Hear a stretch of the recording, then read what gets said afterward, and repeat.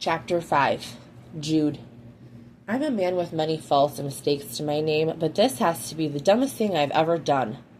Bleeding fucking heart. Apparently, my need to rescue everything with a pulse extends beyond needy dogs. The phone in my ear rings twice before my mom's voice comes over the line. I stare at my boots as I stand in the corner of the waiting room. Hey, Jude. Hey, Mom. How's it going? Good. Your brother is about to bring me to the nursery. I want to browse for new flowers for my front planters since the sun this week is finally going to start melting this snow. Which brother? I ask and lean a shoulder against the solid wall at my back. Lee, who else? Lee always the first one to take on Mom's tasks. Not that the rest of us don't pitch in. She's blessed us each with a safe home, and we try to return the favor as best we can. Something the matter? She asks. I shouldn't be surprised she correctly interprets my silence as a need. She might not have known me from birth, but she knows me just about better than anyone, excluding myself. My palm finds the back of my neck. Yeah, I wanted to ask if you might have room for a friend for a couple of days. Is this about the girl you brought to the hospital? I squeeze the bridge of my nose. How do you know about that? Jack said Whitney mentioned it to him. Of course she did. My eyes find the vacant desk of my meddling soon-to-be sister-in-law. It is, I confirm, going for a less is more approach when divulging information to my nosy family. I'm sorry to say I can't help. I'd love to, but I'm having new carpet laid this week. Just thought I'd ask, since she'd probably be more comfortable with you or one of the girls. Oh, I'm not so sure about that. It sounds to me like you were looking after her very well. I bristle at her tone. Maybe I'll see if Courtney has space. I mumble in search of an alternate option. She's going out of town in the morning. What for? She and Sebastian are taking a vacation to celebrate their anniversary. I think he's going to propose. They haven't broken up yet, I mutter.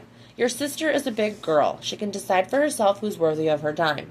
Normally, I'd agree, but I can't help but feel she's gotten it wrong this time. That guy is an undeserving prick. I think this is your issue to deal with, Jude. I know you can handle it. Where am I supposed to put her? Mom clicks her tongue. You have a guest bedroom. If I recall, you have two. But they're both on the second floor. Is there something wrong with her legs? She asks earnestly. I push off the wall to move a few spaces away. No? Then what's the issue?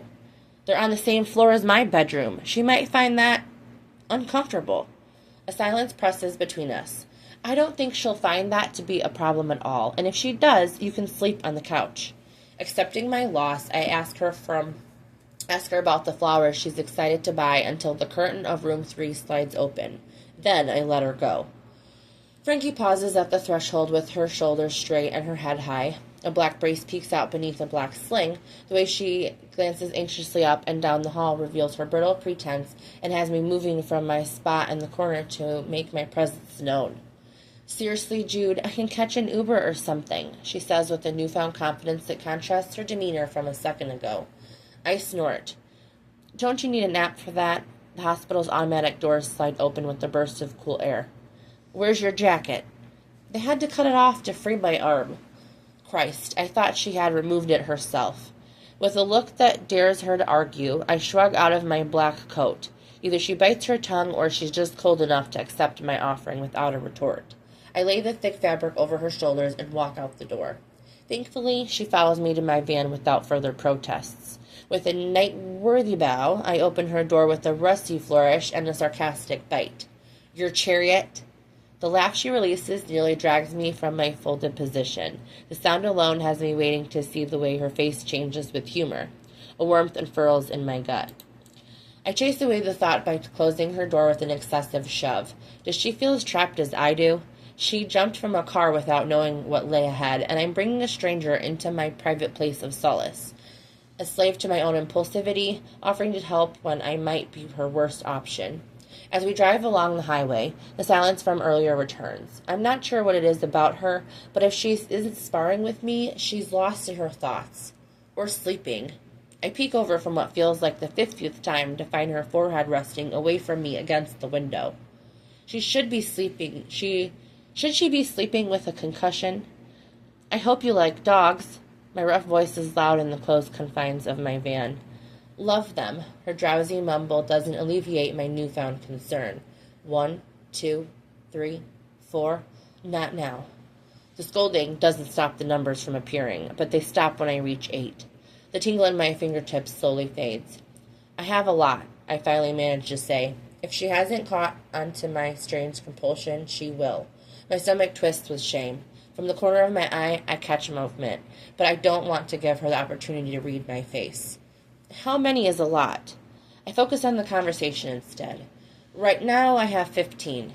You have 15 puppies? Are you crazy? The oft-used phrase antagonizes a raw nerve. No, I bite out more harshly than intended. My family runs a dog rescue. That's so cool, she breathes, sitting straight in her seat, invigorated by the conversation. Can I meet them?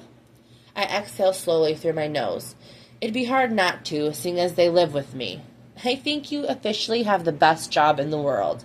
Absent of a sarcastic jab, her tone is imbued with the first sense of warmth since we met. Flicking the turn signal, I turn off the county road onto my half-mile dirt driveway. A tranquil feeling infuses my veins when the tires hit the gravel. The silver gate to the main house, gleaming beneath the afternoon sun, is open from my haste to deliver Frankie to the hospital. I pull through before hopping out to close it behind us. The serial killer vibes are still going strong with you, Frankie says when I return to the van. It's not like you're stuck here. You're the one who climbed over my fence, I retort. How would you know? That's the only way onto the property. Based on where I found you, I can deduce you didn't walk up the driveway. Fair enough. She switches her attention to my house. All this talking is fucking exhausting. I've spoken more in the last 4 hours than I have in the past week and a half.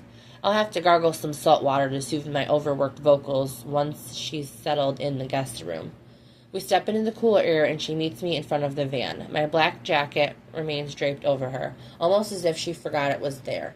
With the meager clothing she has, I'll collect it later after I find her something else to wear. Don't worry about the dogs. They're sequestered at the lower level. I unlock the door and push it open to let her proceed be inside. I don't give her time to look around. She doesn't need time to form an opinion of my space, and frankly, I don't want to hear her voice one. I like my life. I like my house, and my dogs, and my job, and my isolation. So what if the floors have scuff marks, and the furniture has a few chew marks? The memories of lovable companions I've shared my home with over the years fulfill me more than her thoughts on the matter ever could. As I lead her up the stairs, I use the time to lower my defenses just a bit.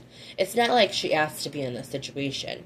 The staircase opens to a wide hall with 4 doors, 2 on each side. The carpet is clean since Ash is the only dog allowed up this far. I grip the cool brass handle of the first door on the right. My room is the last door on the left. The bathroom is next to it. You'll probably be most comfortable here. She steps around me into the sparsely decorated space and is immediately on the bed. Thank you. This is great. My palm senses on the knob. Need anything else? I think I'm just going to take a nap. When's the last time you ate something? Her dainty shoulder shifts into a shrug.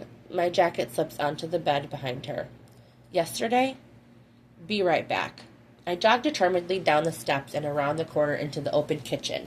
Living alone affords me the ability to keep the place decently stocked. The only people I have to share with are my hungry brothers who take no prisoners when they forage my pantry for snacks, but they don't know where I keep the good shit. I slapped together a sandwich. It isn't pretty, but it'll get the job done. 2 slices of sourdough, baked by Mom. Leftover bacon from breakfast, ham, tomato, lettuce, and mayo. At the last minute, I had a pickle to the side of the plate. I push aside the fake potted plant Bob insisted I keep on top of my fridge to liven up the place and open the snack stash. 3 single-serving bags of chips, Pop-Tarts, and a fudge snack cake join the sandwich. Water or pop? I grab a bottle of each by the cap in my left hand and the plate in my right, and take the stairs 2 at a time back to the guest room. Here, I deposit the haul on the bare nightstand beside the bed and step back, brushing my hands against my palms. Eat. Frankie looked at me with wide eyes. That's an absurd amount of food. Didn't know what you'd like. Without waiting for a response, I stalk back into the hall into my bedroom. I yank open the first drawer and select a pair of sweats and a soft tee. You can wear this, more comfortable than that dress. I drop the pile on the bed near her hip. Frankie splits her attention between the food and the clothes. Thank you. I think this will be enough for a while. I search her face for anything beneath the surface. Is it, though? Food, clothing, a bed? I mentally checked them off a list of basic necessities. How is that enough? How could she be content with the absolute bare minimum?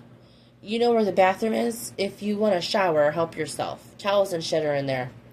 Okay. I won't be far. Downstairs or outside walk on the dogs. Won't be gone for long if I'm outside. 20 tops. Fuck, why are my palms sweating? Sounds good. I'll just take a nap. Is your concussion okay? I blurt out loudly. She gently touches the side of her head. It's fine. I'll probably feel better after a nap, she says again. I'll leave you to it. The words are even, but my head screams at me. Get out, get out, get out. As I turn around, I pinch my eyes closed. I force myself to take measured steps until I cross the threshold and pull the door shut behind me. With my back pressed against the wall, the tenuous grip of my mind breaks free. 1, 2, 3, 4, 5, 6, 7, 8, 9, 10, 11, 12, 13, 14, 15, 16. My shoulders slump with the forceful exhale. The tension leaks from my body along with the hefty dose of my energy. 2 days. I just have to get through the next 2 days. Then my life can return to my quiet normal.